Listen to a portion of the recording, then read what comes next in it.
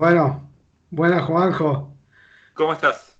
todo bien, muchas gracias por tu tiempo. Hace mucho que No, por quise hacer favor. esta entrevista y bueno, desde París y acá en Buenos Aires. Bueno, vos venís de familia de bandoneonistas, ¿verdad? Así es. Y sería Abuelo, bueno, padre y bueno. Y se acabó conmigo porque mi hijo no lo convenció. no, bueno, ¿podés contar un poco de eso, de la historia, cómo viene? Mira, la historia la más romanesca es la de mi padre. O sea, él es el que estudia con mi abuelo en la casa Ujú. hasta sus 17 y ahí lo descubren en el concurso Nace una estrella y bueno, y comienza la carrera que conocemos. O sea que mi historia es un algo distinta porque mi abuelo no era profesional. O Ujú. sea, mi padre le enseñó a mi padre, pero él no tocaba de manera profesional. Yo viví con mi padre desde mis 11 años, yo tenía una relación a la música esporádica, me tuvo que convencer de tocar el piano, después largué, o sea, hasta los 16, 17 años fue un poco, no tenía nada que ver la idea de ser músico, digamos. ¿Y cómo Eh, nace esa idea?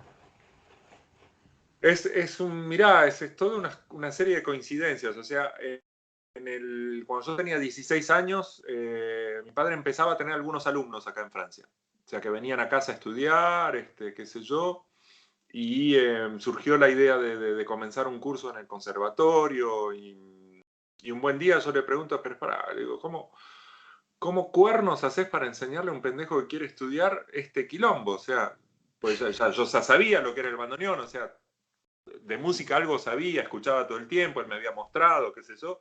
Ujú. Digo, ¿cómo empieza el pendejo? O sea, por dónde arrancás? Y me dice, mirá, tomá. Y me puso el bandoneón, 5 notas van, 5 notas vienen, al otro día lo mismo, qué sé yo, y al final empecé a tocar un poco, así 4, 5, 6 meses, y tenía un par de piecitas ahí, pedorras dando vueltas, y viene Marcel Azoulay, que es un acordeonista, que era un acordeonista francés que falleció hace poco.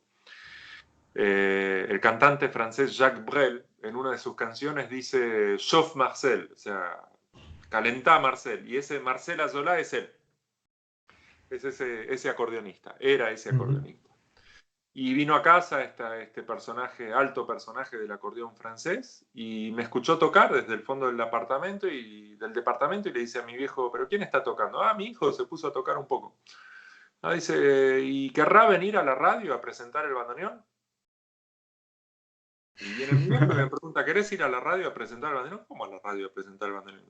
Dice, sí, y ahí Marcel me explica y me dice, mirá, hay alumnos que van a presentar los modelos de acordeón diatónico, de acordeón clásico, de concertina, de bandoneón, y bueno, es una emisión de radio donde van a ver los chicos tocando. Y así es como que me encontré en la radio, en Radio France, o sea, la gran institución francesa, tocando, y minga, no había ningún estudiante, era el único pendejo era yo, todos, todos profesionales, o sea que todavía debo tener un cassette de la grabación donde el sonido tiene un tembleque memorable, o sea, un vibrato constante de las piernas que se movían. Y, muy difícil de reproducir después. Nunca más, fue único, ese momento fue único. Y bueno, y ahí en la radio había un tipo que me escuchó, que quiso que vaya a tocar un espectáculo, y así es como que estaba en el colegio y al mismo tiempo acá no había ni un bandoneonista y medio. O sea, eran muy pocos, andaba dando vueltas el Cholo Montironi, César Estrocio, mi viejo. Había uno que otro, pero con respecto a las posibilidades de tocar, faltaban bandoneonistas. Ujú. Entonces, apenas movías dos dedos uno atrás del otro, te empezaban a llamar. Sí, sí. Eh, y, y entonces estaba en el cole y al mismo tiempo empecé a tener laburitos, sin poder enganchar más de 4 notas seguidas, pero había que ir a tocarlas. Claro, O sea, claro. tuve la siempre tuve mucha suerte y una de las suertes fue esa, o sea, de aprender el instrumento en el laburo directamente, en la En la cancha. práctica, en la Sí, cancha. Sí. sí. Bueno, de lo poco que contaste ya tengo muchas preguntas, pero primero sobre la escena del bandoneón en Francia, especialmente en París, pero hoy sé que en toda Francia hay varios lugares que se enseña y Eso te iba creo a que decir. es... O sea, la escena del bandoneón en la época que yo empecé era esa que te acabo de describir, éramos muy pocos, pero después la escuela esta de la que te estoy hablando comenzó en el 89 y mi viejo y César Estrocio formaron generaciones de bandoneonistas. Hoy somos muchos, después nacieron otras escuelas en Europa. Hoy por hoy, por ejemplo, eh, falta laburo, como en todos lados. O sea, está Hay bien. muchos bandoneonistas. Hay mucho nivel, hay gente que toca muy, muy bien. Ambos sistemas, porque no hay que olvidar que acá en Francia está también el sistema unisonoro o cromático, depende de Esa quién. es otra pregunta. Pero Donde bueno, tienes entonces, el teclado de acordeón, ¿no? Por filas sí. de tres, cromático, mismo sonido, abriendo, cerrando. Y gente que lo toca con un gran estilo tanguero. O sea, hay tipos, en este momento pienso en tres personas. Olivier Manoury, que es Ujú, el más, el de la generación mayor, que fue a ver a mi viejo allá por el 80. William Sabatier, que es de nuestra generación, y ujú, Lisandro Donoso, que es más joven. ujú. Hay más, me estoy olvidando, me van a putear, pero bueno. Este, Sí, eh, pero son conocidos ya, los nombres me sí, suenan. bueno, hay varios. La orquesta silbando tiene dos, en la fila tiene dos, Maxim y Ujú. Lisandro, que ambos tocan cromático. Y los Eh, chicos se morfaron todo el tango, o sea que no se oye que tienen otro teclado, ¿me entendés? claro, sí, sí. Porque te la mandan cambiada, lo que no puedan tocar por el cambio de sistema y otras cosas que nosotros no podemos y que ellos pueden, no, te olvidás porque tocan súper tanguero, y ya no es un tema. Allá Sí. donde hace 15 años todavía, no, toca cromático, olvidad. No es un tema. Hoy en día no. Bueno, ya que estamos con este tema, entonces, ¿cómo lo ves esto en cuanto llamémoslo al futuro del bandoneón, al bandoneón al 142, al modelo que tocamos, que es llamado diatónico, y al cromático? ¿Cómo ves las posibilidades del futuro dentro del tango, fuera del tango, las cosas que se están haciendo? ¿Son Bueno, cosas que te parece que van a convivir cada vez más o que se van a abrir caminos tal vez de cosas que favorecen más un sistema y otro y va a quedar alguna zona en no, el para mí medio no que hay van a diferencia. O compartir? sea, lo que importa es el impacto que tiene el instrumento en el público. Y el público te escucha un cromático, un diatónico, no se da cuenta. Lo que importa es el músico que está atrás y ya sea con Ujú, un sistema o con otro, te va a expresar su mundo, su carácter, su universo, sus ideas, sus ujú, ambiciones, su vínculo con la música ciudadana o su deseo de contemporáneo, su deseo de clásico. Eso va a depender de los músicos, no del sistema. Ahora, ujú. con respecto al futuro de nosotros bandoneonistas, cual que sea el sistema, mirá, al mismo tiempo yo empujo, tenemos 50 alumnos actualmente en el conservatorio, o sea que ahí se mueve Mucho. mucho, tenemos dos orquestas típicas, este, con Leo Teruggi, mi gran amigo y compositor contrabajista, el otro día, para joder, hace un par de años, empezó una lista de todas las propuestas artísticas en Francia, tangueras. Empezó a crecer, en 3 días habíamos llegado a nombrar 50 propuestas y después nos fuimos acordando, fuimos agregando, estamos en 80 propuestas artísticas alrededor Un del montón, un tango. montón. En un lugar donde no hay tanto escenario, ¿me entendés? O sea, fuera de Ujú, las milongas, la música de concierto, si no tocas Piazzolla, no claro. tenés espacio. Es muy Ujú, poco, hay que empujar muy fuerte para que te abran un escenario. claro. O sea que a su vez tengo una visión pesimista si hablamos de lo que es el mundo de hoy con respecto a la música en general, Sí. no solamente nuestro ámbito de bandoneonistas o dentro o fuera del género tanguero. Ujú, Y a su vez guardo esperanzas porque a la gente le gusta nuestro instrumento y que hay mucha gente que se acerca y que quiere tocar. ujú, Sea cual sea el nivel. Yo tengo alumnos que son profesores de acordeón, o sea, músicos hechos y derechos que tienen nuestra edad y que vienen a ver, bueno, cuál es la diferencia entre el gesto del acordeón y del bandoneón, que no tienen absolutamente nada que ver. ujú.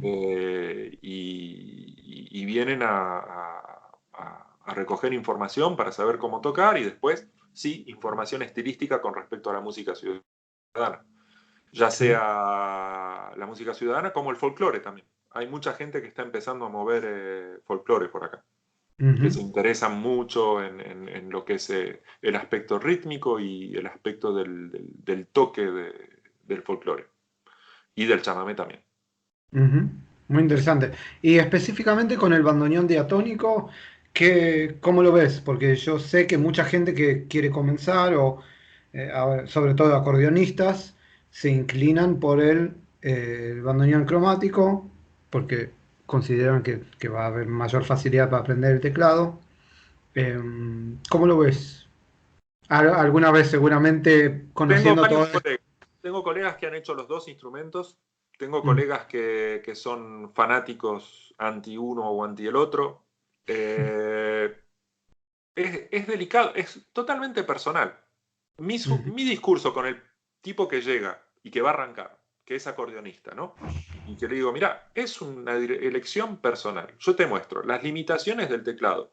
Teniendo la mano agarrada con una correa para hacer lo que es la técnica del acordeón, son estas. O sea que hasta acá vas a llegar. Esto te va a chocar. Pero no importa, porque después como músico, cuando nosotros chocamos con algo, la disfrazamos. O sea, si cambias exactamente, el sí. legato en la música ciudadana, después si vamos a abordar el repertorio del siglo XIX, y bueno, ahí hay piezas donde te partís los dientes y no se puede hacer. Ujú, Y el legato no lo vas a poder respetar y vas a tener que arreglártelas. ujú. Este, es así en un sistema y en el otro. Sí. Sí es seguro que eh, ya de por sí, por el hecho de tener 4 teclados, tenemos más posibilidades Ujú. en respecto a respetar ciertos legatos. Eso es matemático, no se puede discutir. Pero después yo no le voy a obligar al acordeonista a morfarse los áridos del inicio. Sí, sí, por Y depende supuesto. del carácter de cada uno. Hay tipos que llegan y te morfan el teclado en 6 meses y ya hicieron todo para todos lados y después, bueno, todos pasamos por una etapa incompresible de los primeros 6 meses asimilan rápido, después de ahí a tener reflejos de lector, de improvisador, es otra historia. Sí, sí. Pero no, yo les doy las cartas, digo, elijan ustedes, muchachos, yo no me puedo pronunciar por ustedes, o sea, no, la vida de cada uno y el esfuerzo que uno quiere darle es el que es. Ujú. Después el arreglo los cambiamos. Cuando quieren tocar un Sí, arreglo de Marconi o de Federico en el cromático, y bueno, hay que cambiar inversiones, hay que cambiar cositas. por las Este, posiciones de acordes claro, que... sobre todo en la zurda, donde Mm, no tenés todos los bajos al mismo tiempo. Y sí, sobre todo por posiciones de acordes, sí. ujú. Ok, muy interesante. Sí, lo que yo veo lo que yo pienso en esta situación es que muchos, no digo todos, pero muchos de los que tocan el cromático, en este momento de las cosas que yo escuché, la mayoría de lo que hacen es hacer cosas que se hizo con el bandoneón diatónico. No digo todos, pero muchos. Tocar cosas de Piazzolla o tocar tango tradicional. Y no escuché realmente muchas propuestas que dicen, bueno, este instrumento tiene esas posibilidades que son diferentes que el otro y buscar por ese lado. Salvo, obviamente, los que improvisan, que tal vez por ese lado sí. Pero eso es algo que me parece interesante a ver en el futuro si con el bandoneón cromático salen con cosas que son propias del teclado, que son interesantes a nivel musical. Que Hasta ahora lo que sean... aprendieron con algo propio, como lo estás diciendo, es más por el hecho de llegar de otra música. De Mm, repente tipos que tienen un bagazo yacero Ujú, y se ponen a tocar con un vocabulario de ellos mismos que no es el... Y ahí surgen cosas nuevas.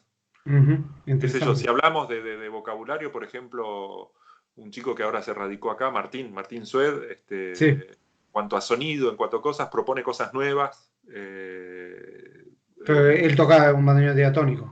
Sí, por supuesto, Sí, pero sí. por eso a eso voy, o sea, no es que me sorprenda por el teclado, me sorprende porque el tipo, bueno, le gusta, es obvio que le interesa el sonido de Saluzzi, entonces tiene Ujú, algo de eso, pero es él, claro. no es una copia, y bueno, hay mucha gente haciendo ese tipo de cosas, qué sé yo, Santiago Segret, cuando hace las cosas de folclore, Santiago Arias también, con las Ujú, cuestiones de sí. folclore. Hay muchas propuestas con sonidos eh, más o menos nuevos, pero Ujú, hay un desarrollo. Va, a lo que voy es que cuando yo empecé a tocar el bandoneón, finales de los 80, yo llamo a mi generación una generación un algo hueca, o sea que somos pocos bandoneonistas. ujú. Y veo con mucho entusiasmo toda la camada nueva de tipos que hoy tienen 25, 30, 35, que la rompen. Sí, sí. Hay mucho nivel y eso, para mí, para volver a la pregunta que me hacías, el futuro de nuestro instrumento, bueno, el futuro de nuestro instrumento está ahí. O sea, vos ves que hay una generación joven que la está rompiendo, que está llevando el instrumento a el nivel que se le conoció. Ujú, O sea, está volviendo a tener gente que toca como se tocaba al final de la época de oro. ujú. eh, y eso está buenísimo. Sí, sí, es genial. Pero como vos decís, al final está en los músicos esto.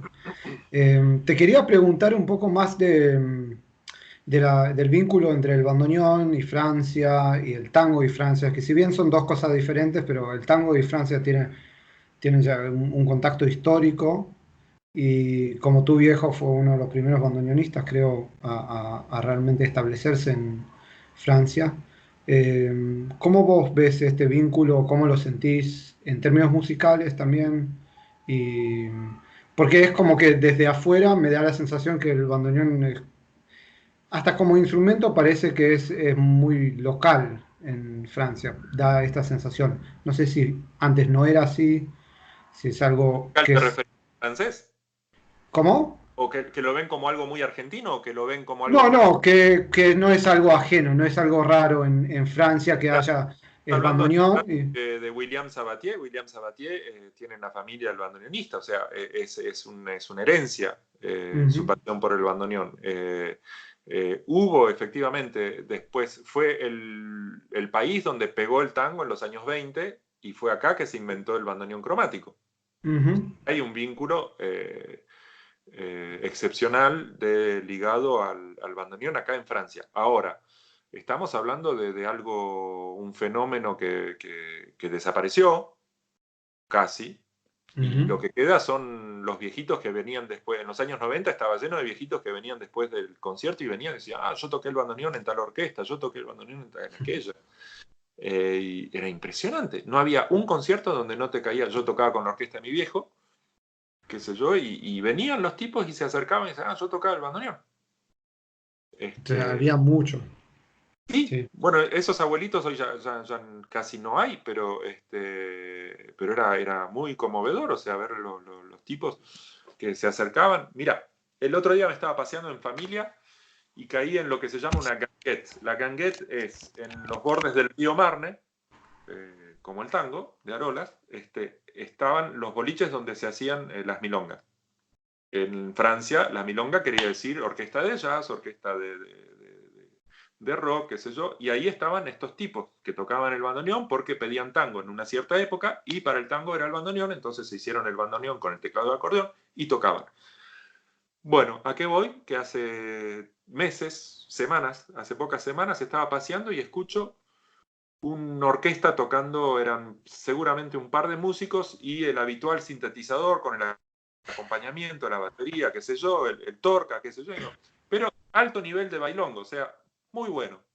Tandas de vals, tandas de jazz, qué sé yo, rock, pom, pom, y de repente yo decía, bueno, acá hay un sintetizador. Yo estaba fuera del boliche, no escuchaba, no veía lo que había dentro. Surge un bandoneón. Ah, mira, un bandoneón. El tipo, no, esto no está tocado, esto no está grabado, está tocado en vivo. Y al cabo de algunos compases me doy cuenta que el tipo tocaba súper bien, pero con un estilo hecho y derecho.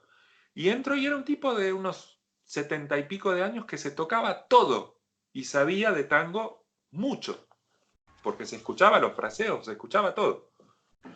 O sea que bueno, ya, sí, hay un vínculo único acá en Francia, que no sé si hubo un link, si hubo una conexión entre esa generación y los que hoy tocan, porque los que hoy tocan es más, como decías, a los bandoneonistas como mi padre, que no sé si fue el primero, poco importa, en todo caso todos los que llegaban en los años 80, 70, 80, que se radicaron y sobre todo el suceso de la música de Astor.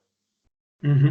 Sí, O sí, sea, sin y duda. hoy existe el tango, yo pondría en lugar número uno Astor y casi a la par el suceso del baile. O sea que generó un espacio para las milongas. Ujú, ujú. O sea, laburo, concretamente. Sí, sí. Sí, y me interesaría si podés hablar un poco del tema de la enseñanza, la cantidad de alumnos, pero también lo que vos comentaste anteriormente de cómo encaran el estudio del bandoneón. Bueno, hablemos del diatónico, que me imagino que es lo que vos enseñás ahí. Sí. Eh, y bueno, cómo se fue desarrollando el tema de la didáctica, porque como sabemos no hay muchas escuelas como hay en violín, piano y demás por cantidad de años. Y también antiguamente no es que se estableció firmemente métodos como se fue armando según los maestros y demás. ¿Cómo lo encaran ustedes? Vos. A eso sí, eso es interesante, sobre todo el ustedes o el vos. Acá el kiosco es igual que en Argentina, o sea, cada uno tiene su propio sistema, más o menos, lo va heredando de los maestros. Mi forma de encarar el instrumento está a 90% ligada a la manera de encarar el instrumento de mi padre. Ujú, Esto como postulado número uno. Él a su vez, si bien aprendió con mi abuelo, cuando le haces la pregunta, te habla de Federico y de Ahumada, ujú, principalmente. Eh, en lo que atañe a mi persona, yo me dediqué eh, a intentar contestar a chicos que venían ya adultos con una pregunta, con una reflexión ya hecha, o sea, con preguntas muy intelectuales sobre postura, musculación, articulación, ¿por qué esto no me sale? ¿Por qué tal cosa? Y el 10% restante, que un poco importa la proporción, yo creo que es un poco más que un 10%, pero todo lo que evolucionó después de la herencia de mi padre es sobre todo el contacto con los chicos, o sea, la necesidad de reflexión y una necesidad de resultado. O sea, una necesidad de sacar a los chicos de la duda y de la... A eso agregale un problema de tendinitis que tuve y visitas con kinesiterapeutas y mostrar el instrumento y decir y esto acá y esto allá y el hombro ujú, así y el hombro asá y las cervicales y el uso o no de los tres grupos musculares, ujú, brazo, sector pectoral y dorsal oblicuo. O ujú, sea, todo, cómo descomponer el movimiento desde el pie en el suelo hasta el último pelo y cómo apoyarse en el instrumento y cómo hacer. A eso agregale el hecho de que si bien yo tengo un concepto, me doy cuenta que hay como mínimo dos más, ujú, dentro de los cuales uno de ellos sería la escuela que tenés vos, ¿no? Con ujú, Dalvicio, o sea, de las charlas que tuvimos me doy cuenta que hay otro concepto. ujú, eh, y en todo caso, cuando yo vengo a enseñar, sobre todo me interesa decirles, miren, hay dos o tres formas de hacer las cosas. La mía, la que yo enseño es esta. ¿Por qué? Por tal y tal y tal razón. Y después, una vez que asentemos esto, vamos a poder empezar a hablar de los otros sistemas, que no son los míos, pero que aportan un sonido distinto, en este caso, en aquel. O sea, básicamente voy a estructurar una postura, un sonido durante unos años para después destructurarlo. Destructurarlos por necesidades. Voy a ir si vamos a tocar Bach, vamos a empezar a hablar de lo que haces vos, de lo que hace D'Alvizio. Si vamos a tocar tango, voy a tener que decirle, bueno, acá sonamos, a partir de ahora olvidemos todo lo que enseñamos, todo lo que aprendimos y vamos a hablar de cómo se tira el bandoneón al suelo con el talón para que explote. Toda una serie de, o sea, que tengo varias fases en la enseñanza y para cada una de ellas digamos, un esquema bastante estudiado, bastante aprofundizado para descomponer el gesto desde lo más microscópico a la globalidad. Sumamente interesante, porque me parece que justamente lo que estás diciendo de la reflexión y el análisis y aplicar eso, tener una metodología para aplicarlo, es lo que casi no existía en el bandoneón. Y creo que... Eso es una cosa que no existía O sea, en todos los instrumentos. O sea, la moda de los métodos modernos de instrumentos los vas a encontrar en todos. Esto es una evolución de los profesionales del piano, del violín, de todos, que poco a poco se van diversificando y se dan cuenta que van a tener que ir a hablar con un médico para ver lo que es el cuerpo, lo que es la mecánica del cuerpo. O sea que hay mucha información y el hecho para mí de haber leído métodos de clarinete, de piano, de violín, hablar con los colegas, pianistas, clarinetistas, qué sé yo, te das cuenta que hoy, por ejemplo, cuando yo doy las clases de tango en la orquesta, yo por ese capital, a veces me siento con los pianistas y les digo, no, muchachos, esto no puede funcionar este gesto si el hombro está así, es imposible que suene, no puede sonar. Se ve, o sea, hay un cortocircuito entre la persona y el instrumento, no llega la energía. Ese es un concepto que yo hablo en general, o sea, si vos estás haciendo un gesto de una fuerza 100 y que tenés un resultado de 10, te estás equivocando. Sí, es muy interesante esto. Sí, lo que tal vez creo que en otros instrumentos, por tener más historia y también tal vez por estar más difundidos y vinculados a gente a profesionales que investigaron, por el caso, por ejemplo, de Judy Menuhin, que estudió yoga y fue uno de los primeros alumnos Claro. en Occidente. Y hasta hoy en día, que no sé si en Europa existe eso, pero sé que en Estados Unidos hay algo que se llama body mapping, que es fisiología y funcionamiento No sé si fisiológico para músicos. hay un método que se llama el método Alexander. Sí, sí. Body Bueno. mapping está vinculado, pero fue hecho por músicos para músicos. Mira, Sí, voy a averiguar, no la tengo esa. sumamente interesante. Sí. Bueno, en todo caso, sí, de lo que yo leí del método Alexander, lo que te estoy diciendo para mí tiene mucho que ver con eso. O sea, Sí. esto desde la postura, desde el tronco, desde la firmeza de la cintura abdominal, hasta la reflexión. O sea, lo que empleo muchísimo tiempo a decirle a la gente, a los alumnos, a hacer un gesto reducido, 3, 4 notas. Ahora, ¿qué sentiste? ¿Qué pasó en el codo? ¿Qué pasó en el hombro? A ver, hace el mismo gesto respirando.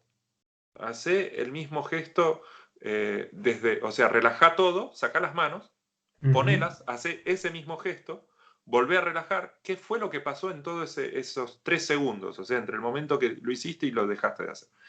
Y mucho con el hecho de tomar conciencia, o sea, lo que Sí. estamos haciendo. Primero pensar un gesto, luego realizarlo y ver si realmente estás realizando el gesto. O sea, ¿el dedo fue para donde vos querías que vayas o se fue para otro lado? No, parece boludo, Sí.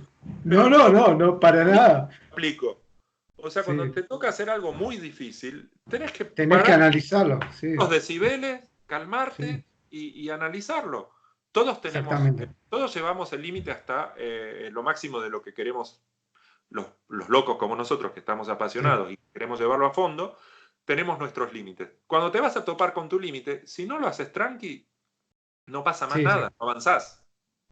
En todas las disciplinas es así, sí, sin duda. Ya sea el principiante que tiene el límite ahí al primer paso y nosotros que tenemos los ámbitos donde supimos avanzar, que también seguimos teniendo límites y los otros, cada uno con su kiosco va armando la historia. Sí, sí. Bueno, sumamente interesante. De Eh, hecho, justamente eso hace que tengo muchos músicos ya formados, ya hechos y derechos que vuelven. Y tenemos charlas, o sea, ya no es un curso. claro, No es que yo sé más que ellos. Sí, intercambiamos y vemos y como lo hacemos nosotros cuando tenemos las charlas, o sea, sí, sí. no es un curso, es un intercambio de figuritas y esto y aquello. Sí, es muy interesante. Yo a veces hablé con cantantes inclusive y el uso del aire Uf, comparando con el bandoneón, ni hablar de violinistas y demás. O sea, con todos los instrumentos uno puede sacar algo, y inclusive de otras disciplinas, gente que se dedica a otras cosas, no sé, por acrobacia o deporte o lo que sea. los Pues deportes, al final, el gesto en el deporte es esencial. Yo hago esa analogía todo el tiempo. ujú, sí, O sea, con respecto a lo que decías del aire, para mí el aire, por ejemplo, yo lo concibo de tres formas. La presión, ujú, y también la velocidad del desplazamiento del fuelle, o sea, porque ujú, a presión constante, si vos tenés una o cinco notas, el fuelle no se mueve de la misma manera. ¿Cuántos sí. alumnos de repente te vienen con una nota, en cuatro voces más, y el sonido se pincha, porque no se dan cuenta que tienen que, a su vez, mantener presión y dejar ir el bandoneón? O Ujú. sea, son muchos conceptos a la vez para manejar. Sí, el tema de la velocidad del aire, la presión de aire, son cosas que yo también reflexiono mucho sobre eso, y como los factores, porque al final vos escuchás a alguien o algo que suena bien y al final es el instrumento que se mueve. O sea, Sí, hay sí, una dosis de magia, pero hay una dosis más grande de cosas mecánicas que sí, si sí. uno... Hay mucho de magia, porque hay muchos alumnos que no tenés que decir nada. O sea, te entendieron, lo Sí, imitaron, te vieron hacerlo y lo hacen. Ahí pero está. ahí también, claro, ahí también lo que sucede es Los que... que yo aprendo son de los que no tienen ese gesto inmediato que lo asimilan así por el ojo, ¿me entendés? Por la imitación. Ahí, cuando tenés el alumno que choca, que no lo logra hacer, ahí es donde te tenés que partir la cabeza para decirle al tipo, no, mira, tranqui, esperá, así, asá, qué sé yo. Pero es Ahí es ahí, yo como profesor más aprendo, perdóname, no te dejo hablar. no, perdón. No, simplemente quería decir que es así donde yo también aprendo mucho, y es ahí donde uno realmente saca las conclusiones. Para uno mismo también, porque Uf, vos tenés que tocar algo y no suena como querés que suene y le tenés que encontrar la vuelta. Y entonces hay que desarmarlo y ver cómo se hace eso. sí, sí. Entonces, bueno, te Es quería... dura vida de profesor, darse cuenta a veces que sos mejor profesor que alumno. Sí, sí, a veces pasa eso. Porque a la A hora de veces hacer pasa. lo que vos les exigís a los pendejos, en tu casa a veces el método que yo exijo no lo hago ni a palos. O sea, O a veces veo que yo soy mejor profesor con los alumnos que conmigo mismo. Es, eso me refería. O sea, la uno va- disciplina de eso no la tengo ni a palos. O sea, cuando llega la hora de laburar en serio un repertorio, ¿cuántas veces me digo, uy, mirá, y esto es lo que le decís al pibe y vos no lo haces? O sea, es un ah, desastre. esa, vos sabés una anécdota que tiene que ver con eso. Una vez fui a tocar en como un congreso de médicos acá en un lugar, y fue para la hora del almuerzo y pararon para comer, y los médicos, bueno, yo toqué, después tenía choripán, cerveza y estaban fumando puchos. Ya tengo los médicos y yo le digo, pero esto es lo que hacen los médicos. Y me dicen, vos tenés que hacer lo que dicen los médicos, no lo que hacen. Claro, entonces no paro de joder a los alumnos con eso. Bueno, te quería preguntar un poco si podés contar de tu proyecto, porque yo sé que vos estabas con cuestiones de experimentación, con electrónica, con composiciones. Eso es un tema muy interesante. Sí, no tiene mucho que ver con el bandoneón, o sea, es más como músico la cuestión. Después, en realidad no es que tenía un proyecto yo de música electrónica, sino que tuve la suerte de cruzarme con un tipo que la tiene muy clara, Ujú. que es contrabajista, que hizo un software para improvisar en tiempo real con la computadora. O sea que de repente, para explicarte de una manera sencilla, la computadora vos le podés, con un cierto determinismo, le podés decir que si el músico hizo un acento, va a haber una consecuencia. Por ejemplo, tenés un pattern sencillo de ritmo, de una beatbox, y cada vez que el músico hace un acento, vuelve al tiempo 1. O Ujú. sea, de repente tenés tum, tax, tum, tac, tum, tac, y te cambió y volvió al tiempo 1. Entonces, esto genera una interacción divertida, Ujú. para explicarlos muy esquemáticamente. Después la Sí. cosa la empezás a torcer y se vuelve mucho más compleja. Pero eso fue lo que me fascinó, porque después de haber tocado unos cuantos años con Gotham Project, con la misma banda que en todos los conciertos, que al cabo del tercero ya no, o sea, no pasa más nada, es siempre el mismo Sí. playback. Después, bueno, tocar con Gotham delante de decenas de miles de personas es una experiencia impresionante. Y es ahí donde está la energía, de lo que te devuelve el grupo, el público. Pero musicalmente tenés los cascos puestos en el escenario y es otra vez lo mismo, otra vez sopa. O sea, Ujú. no pasa nada. Y ahí de repente con Olivier Sons, que es el chico del que te estoy hablando, la electrónica se abre a un colega músico que tiene su sensibilidad y que dialoga, ¿no? Ujú. O sea, que donde la máquina tiene una vida, tiene una evolución, cada día distinta. Después tampoco es cualquier cosa, o sea que uno define el ámbito según la composición, lo que va a hacer la máquina, Ujú. y eso estaba buenísimo. O sea, pero ahora este año lo vamos a volver a retomar para hacer un trabajo en conservatorio con alumnos, para que se den cuenta lo que es la relación a la máquina. Pero digamos que el capítulo más grande en esa experiencia no era tanto el aspecto creativo de electrónica, sino la relación a la música, como músico de un instrumento acústico, a la música amplificada. Mm. O sea, que puede ser lo mismo que cuando te toca tocar con un guitarrista eléctrico. O sea, ¿qué Sí. pasa cuando tenés un instrumento que sale de un bafle enchufado y otro que no? O sea, la relación al micrófono, Sí. el conocimiento de la técnica para comprimir más o menos el sonido, lo que podés inducir como toque distinto para estar en el mismo, evolucionar en el mismo terreno. Sí. Sí. Yo Sí. con eso llevé a sonorizar el bandoneón con micrófonos muy cercanos para tener un sonido muy, muy así tapado contra la boca del instrumento. Y sí, sí, es todo un universo distinto, Sí. que lo podés concebir llevando el instrumento a lo más electrónico o llevando la electrónica a lo más música de cámara posible. O sea, Sí. pero hay que encontrar, dentro de ese ámbito, hay que encontrar un punto de encuentro. Sí. Y vos también tenés un proyecto con acústico, con un guitarrista, ¿verdad? De música nueva. Sí, sí, tenemos tres Y discos con él. El último se llama Delta y Mar, ujú. donde hay compositores alemanes, franceses, y Vicente, mi colega, que escribió cosas con aires rítmicos sudamericanos, y yo que escribí un par de piezas también, eh, una pieza que se llama El Tigre, dedicado al Delta, que tiene... No a Arolas. No, no, no, es porque Vicente escribió una pieza que se llama Delta y Mar, porque él es de Concepción, Ajá. y entonces la idea, la pieza que yo escribí en Espejo tiene que ver con el Delta del Tigre. Y en ¿Cómo el fue el momento de... trabajo?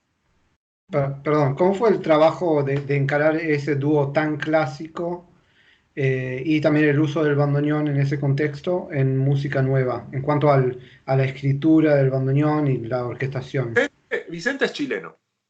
Cuando Ujú. vino, se acercó a mí en el 98 para tocar, él de tango no sabía nada. O sea que si yo le pido a Vicente de tocar una parrilla, no sabe. No es lo suyo y no pretende. O sea que mismo en el primer disco donde hicimos cosas tradicionales y obras de Tomás Gubich también, qué sé yo, a Vicente le sienta mucho mejor la obra que hizo mi viejo, Fantasías Camperas y Urbanas, donde tenés ritmos de folclore, donde ahí sí te vas a ver hacer el rajido, el chasquido, todo eso lo vas a ver abordar. Sin ser tu palo, se va a rimar muy rápido, pero no va a puntear con una púa, no te va a hacer una guitarra criolla tanguera. Entonces es más un proyecto de música de cámara, donde es la pasión de compaginar esos dos sonidos, guitarra y bandoneón, dentro de, así como lo harías con un violín. O sea que para mí fue una tabula rasa de todo lo que existe guitarra bandoneón y no busqué para nada por ese lado. Ok, claro, porque yo lo noté por lo que escuché, que es maravilloso ese disco, me parece de las cosas más interesantes que hay en bandoneón y guitarra, realmente por las búsquedas tímbricas pero realmente se notó que se aprovecha muchísimo del bandoneón y la combinación de los dos instrumentos, si bien no, obviamente no es una escritura, no es un lenguaje puramente tanguero, pero justamente por eso abre, ni de folclorista, pero abre tímbricas muy, muy interesantes.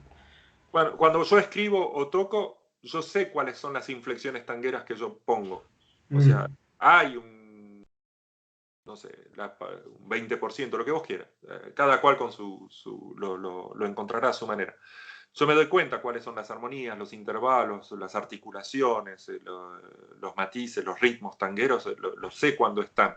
ujú, Pero sí, efectivamente, Vicente me lleva para otro lado y yo me dejo llevar tranquilamente. O sea, pero bueno, eso tiene que ver también con la búsqueda personal. O sea, si yo voy a escribir para un cuarteto de cuerdas, yo sé que voy a intentar asimilar la escuela del cuarteto de cuerdas, voy a intentar escribir correctamente, voy a analizar ujú, el siglo XIX, voy a ir a buscar las cosas, voy a leer el tratado, qué sé yo. Y a la claro, hora de tratar y de expresar lo que yo quiero, van a salir un par o más de cosas tangueras. ujú. Pero no porque lo controle, porque me Sí, sí, nace. obviamente. No es un gesto calculado. Bueno, ya nos queda un poquito de tiempo y te quería hacer dos preguntas Dale. que me interesan siempre. Una que tiene que ver con el tema de los nervios en escena, que es Ajá. una cuestión, o como los alumnos dicen, en casa me sale, Sí. o nosotros, o yo, todos decimos lo mismo. ¿Cómo lo encarás? Eso, si vos tuviste esas En experiencias, palabra, mal. pero bueno, alguna estrategia debe haber porque No, seguís yo lo haciendo eso. suelto, lo tengo muy hablado con colegas. Yo sé que hay un trabajo para hacer que yo no lo hice, de concentración. eh, eh, o sea, estoy en una fase donde ya me digo que si no sale en el escenario es porque no estudié lo suficiente antes. Punto. Ujú, O sea que después tiene mucho que ver con el estado de ánimo. O sea, he tenido experiencias de gran dificultad, de gran challenge. Me acuerdo de un concierto con la Orquesta Sinfónica de Rotterdam, ujú, 3.000 personas, una de las mejores orquestas europeas, y tener que ir a tocar y sentir que de repente está todo bien y te sale todo y lo ves, lo escuchás, sentís que la orquesta o sea, todo multiplica, todo para más sumar multiplica, qué sé yo, y al final explota y el público está contento. Y también me pasa a veces en situaciones las más pedorras de sentir que la cabeza se embala y que estás en otra y que estás claro. preocupado y que esto no salió y que aquello no sale y que esto no suena y que aquello no suena y que está pensando el otro y qué estoy haciendo, pelotudo, ¿por qué no estudiaste? Claro, y por Eh, ejemplo con alumnos, no tengo la solución. Yo sé que hay músicos mucho más sólidos que yo en ese aspecto y eso es un cotidiano que me pesa. O sea, tendría que hacer un laburo, me tendría que preocupar. Por ahora lo resuelvo como te dije, con la ecuación siguiente: estudiar. estudiar, sí, sí, Punto. ok, eso es un buen consejo. La otra pregunta es si alguien que está viendo ahora este video está empezando recién con el bandoneón, eh, ¿qué consejo le podés dar? Ya Uf. sé que es, no, ya sé que es para otra hora, pero algo general, algo que le pueda servir.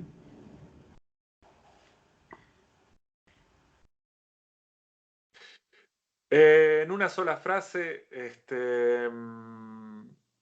hace todo lento, lo más seguido posible.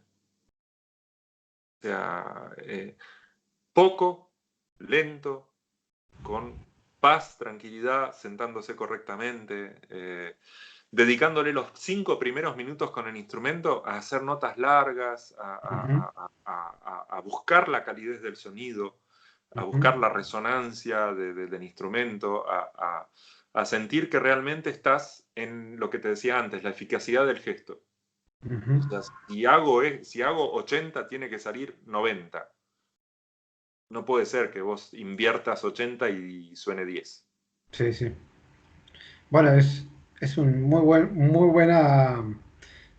buen consejo, sobre todo porque, bueno, la gente que vive acá en Buenos Aires sufre una carga de ansiedad y de que ya proyecta la ciudad, ¿no? Sí. Y muchas veces, si a eso le sumamos Época. sí, también la época y la ansiedad de querer hacer todo rápido y que salga ya y en realidad la manera de hacer las cosas es, Todos los alumnos que convencí de ir lentamente saben que van mucho más rápido. sí, bueno, es eso, ¿no? Es que es Una como, cosa para enseñar es, sí, es como yo siempre hago yo les digo la cosa sencilla es que es la siguiente. Yo tardé 25 años en entenderlo. Si puedo lograr que vos lo entiendas al cabo de 5 o 10, gané. exactamente, sí, sí.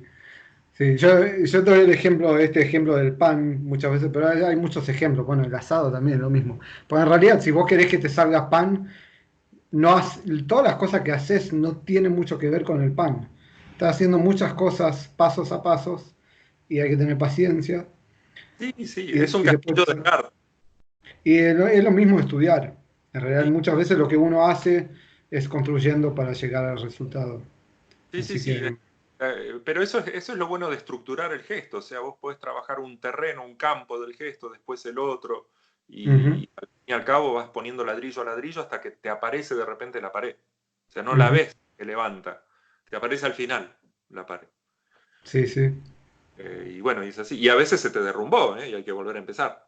Exactamente. Y a veces la tenías y cae. Pero bueno, claro, en realidad lo que uno aprende es también cómo estudiar y cómo hacer las cosas. Si uno tiene las herramientas, sabe cómo volver a hacerlo. Es una de las 90% de cosas. nuestro laburo de docente es eso, es enseñar a estudiar, a ser tu propio profesor. Exactamente, sí, sí. Bueno, es muy interesante hablar con vos porque coincidimos con muchísimas cosas que yo también la paso pensando con los alumnos. Y Lo bueno, mismo. y sí, bueno, al final, una vez conocí un profesor de parada de manos, un ruso que está acá en Buenos Aires. Eh, y no sé de qué, pues tomé un par de clases, no seguí después, pero no sé qué le dije algo, porque él hablaba de la progresión, y yo le dije, es lo mismo en la música. Y él me miró y me dijo, todas las disciplinas son iguales, Por supuesto. todo es igual. Todos, todas. Sí. Entonces, eso da cierta tranquilidad al final, porque la gente cree que es muy difícil o lo que sea, pero al final se trata de saber cómo hacer las cosas para poder conseguir lo que uno quiere Después, conseguir. lamentablemente, la mala noticia, o la buena, en todo caso yo lo veo como la buena, es que el que dice, ¿y cuándo voy a saber tocar? Y nunca, querido. O sea, Nunca. contrato de por vida, cagaste. Siempre vas a Va- va- Vas la a mano. saber qué es lo que tenés que hacer para que quizás te salga. Es Así así, que, siempre quererse ir, es un contrato de por vida, o sea, hay que ir bueno, empujando los límites, ampliando el mundo y a ir a por bueno, es más. un arte, entonces es así, es maravilloso. Sí, sí. O sea, bueno, Juanjo, muchísimas No, querido, gracias. nada. Podríamos seguir, pero por hoy Creo que es... bueno, gracias, fue muy, muy interesante Gracias a vos. y nos vemos pronto. Listo. Chao, Chaucito. chao. Chao, chao.